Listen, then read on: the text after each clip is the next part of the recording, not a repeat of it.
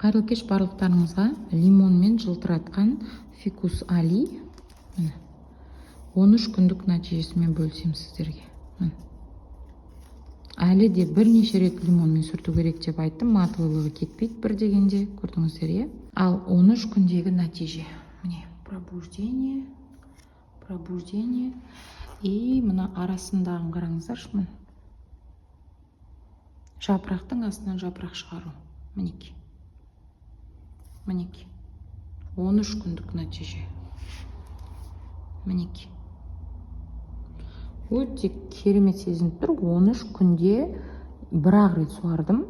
Антистресс ештеңке сепкен жоқпын. Сол қалпынша бейімделіп кетті. Өте керемет нәтиже.